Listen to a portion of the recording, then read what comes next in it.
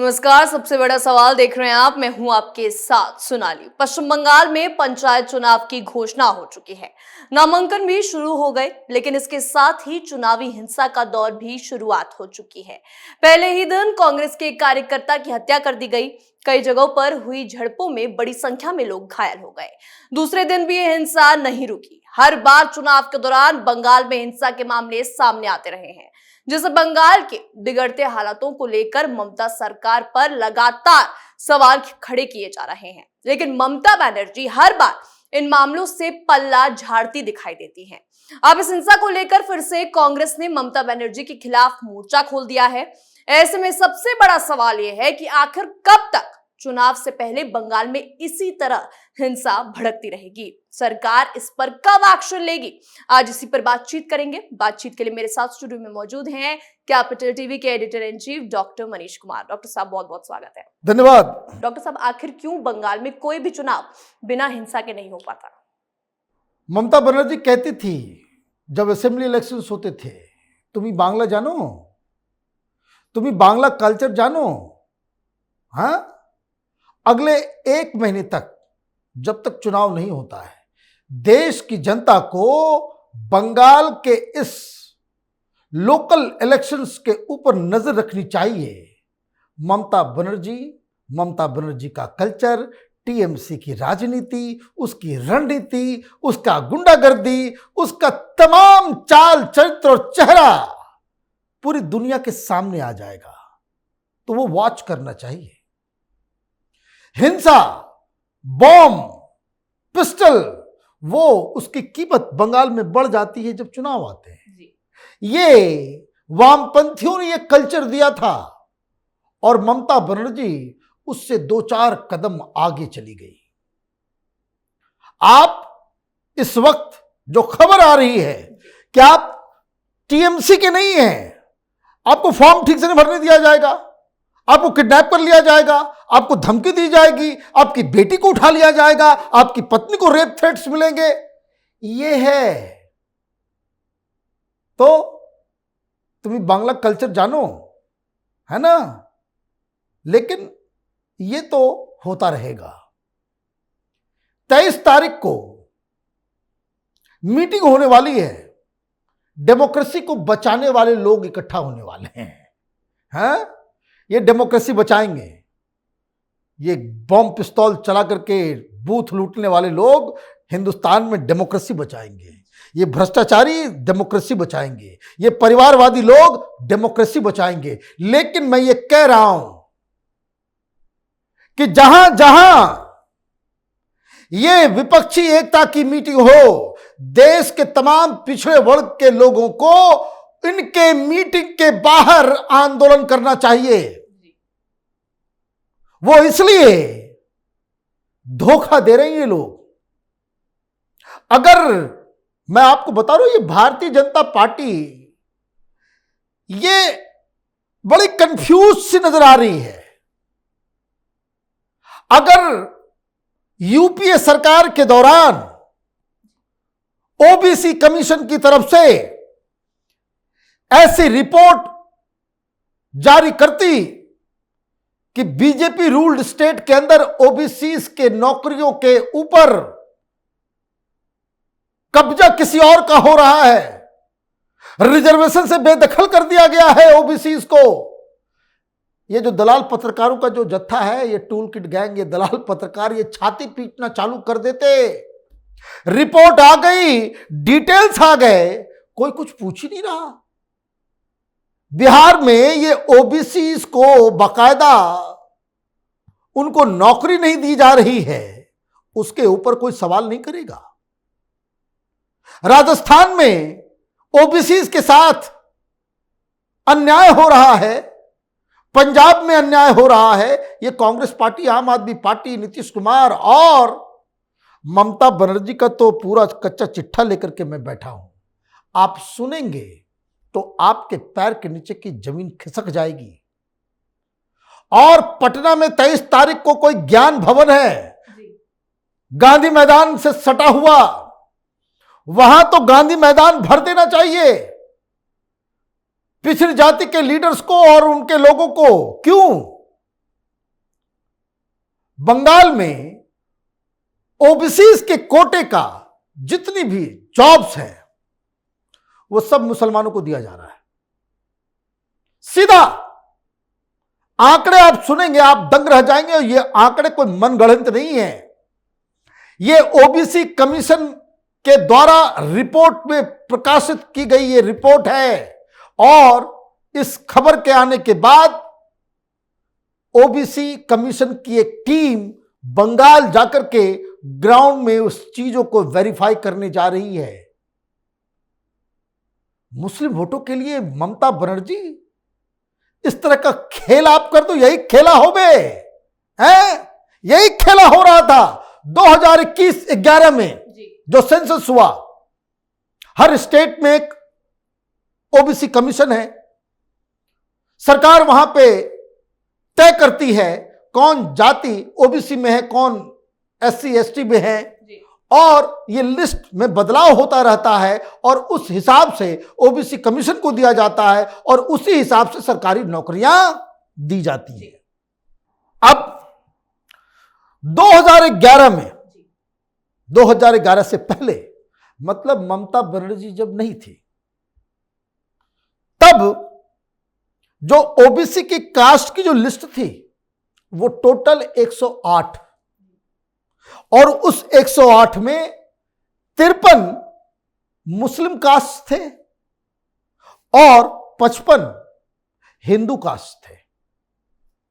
बात समझ में आ कि 108 ओबीसी कास्ट है टोटल, उन कास्ट में 53 मुस्लिम और 55 हिंदू। वैसे मुसलमानों में तो ओबीसी होता नहीं।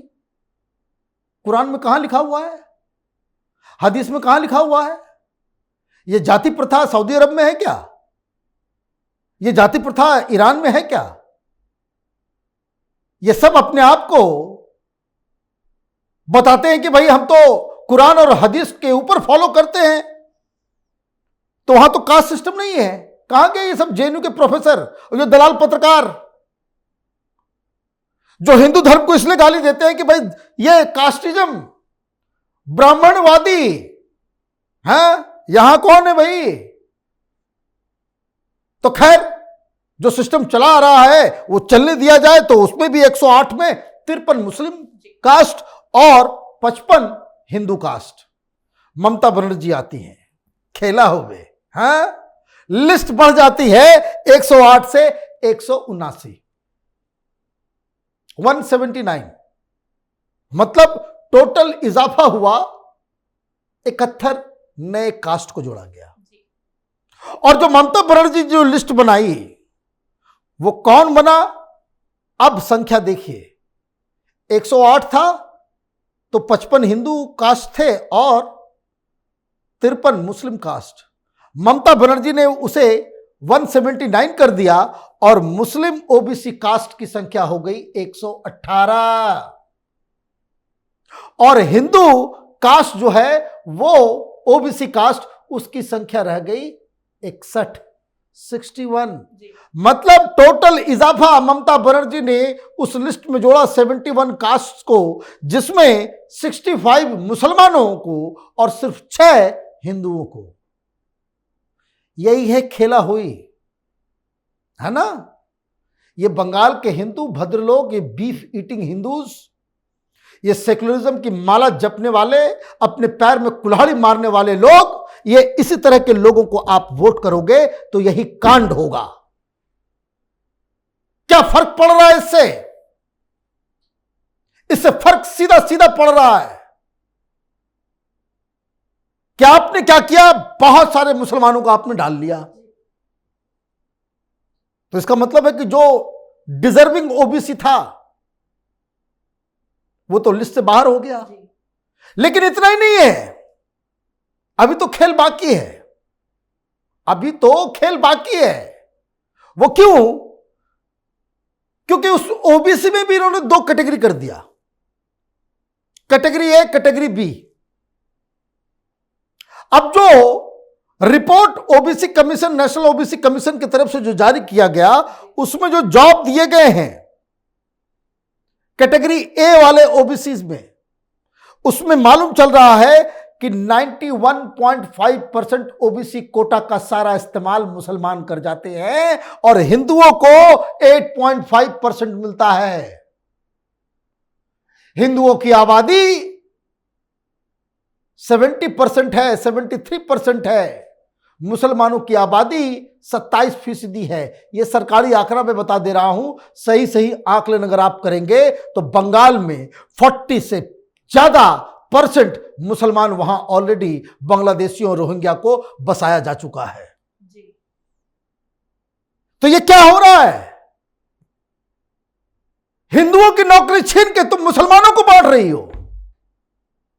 91% जॉब्स, 91.5% जॉब्स मुसलमानों के पास और सिर्फ 8.5% ए कैटेगरी में हिंदुओं के पास। बी कैटेगरी में थोड़ी स्थिति सुधरी हुई है। और इस रिपोर्ट में यह भी कहा गया कि जो मेडिकल एग्जाम्स हुए उसमें टोटल 90% जो स्टूडेंट्स हैं वो मुस्लिम्स हैं। ये रिजर्वेशन का कमाल है। क्या किया जाए भाई? लेकिन क्यों सिर्फ मुस्लिम वोटों के लिए? स्पेशल सिस्टम बनाया जाता है। बंगाल में अगर आप हैं, बंगाल के लोग अगर इस प्रोग्राम को सुनेंगे तो कमेंट जरूर करें। सरकारी कोई ठेका हो, सरकारी कोई काम हो, सरकारी कोई भी चीज हो, हिंदुओं को लात मार के बाहर कर दिया जाता है और मुसलमानों को वहां बिठा लिया जाता है। यह सेक्युलरिज्म के नाम पे, ये वोट बैंक। भाई बात सिंपल सी है। 70% हिंदू अगर हैं तो ये नौकरी में 91% मुसलमानों को कैसे मिल रहा है? ये कौन लोग हैं? और इसकी वजह से क्या हो रहा है? इसकी वजह से लोग जो गरीब हैं कि मुसलमान बन जाओ तो हमको मेडिकल कॉलेज में भी एडमिशन मिल जाएगा, हमको नौकरी भी मिल जाएगी, हमको सब कुछ हो जाएगा, तो कन्वर्जन भी हो रहा है। और इस रिपोर्ट में ओबीसी कमीशन ने सरकार से मांगा कि बताओ कितना कन्वर्जन हुआ है। ममता सरकार बोलती हमें नहीं मालूम कितना हुआ है। क्यों नहीं मालूम? देश के प्रधानमंत्री बनेंगे और ये कहां ये लोग? ये राहुल गांधी, ये लालू यादव, ये मुलायम सिंह के बेटे, ये ओबीसी के वोट के ऊपर राजनीति करने वाले ये लोग इस ममता बनर्जी के बगल में बैठ के डेमोक्रेसी बचाने आएंगे? ये बहुत बड़ी और बहुत बुरी खबर है। इस तरह से देश एनार्की की ओर जाएगा। बंगाल में जो लोग चुप हैं, चूड़ियां पहन के बैठे हुए हैं, जो आवाज भी नहीं निकाल सकते, इतिहास उन्हें माफ नहीं करेगा। जी बहुत बहुत धन्यवाद डॉक्टर साहब बातचीत के लिए। धन्यवाद। बंगाल में कोई भी चुनाव बिना हिंसा के नहीं होता। पहले 2018, फिर 2021 और अब 2023 में भी बंगाल के चुनावों में हिंसा देखने को मिली, जिसमें कई लोग घायल हो गए और कांग्रेस कार्यकर्ता की मौत हो गई। लेकिन इसके बावजूद ममता सरकार अपने मुंह में ताला लगाए बैठी है और सारा ठीकरा केंद्र सरकार पर फोड़ने में लगी हुई है। लेकिन हर बार की तरह इस बार भी सरकार इस पूरे मामले को काबू करने में नाकाम रही। ऐसे में कांग्रेस ने जिस तरह से अब ममता सरकार के खिलाफ मोर्चा खोला है, केंद्र से सीआरपीएफ भेजने की दरख्वास्त लगाई है, उसके बाद ममता बनर्जी की मुश्किलें तो बड़ी ही हैं, साथ ही विपक्षी एकता पर भी सवालिया निशान लग गया है। अब देखना यह है कि चुनाव से पहले माहौल और गर्माता है या फिर यह हिंसा शांत होती है। सबसे बड़ा सवाल में आज के लिए इतना ही। देखते रहिए कैपिटल टीवी। नमस्कार।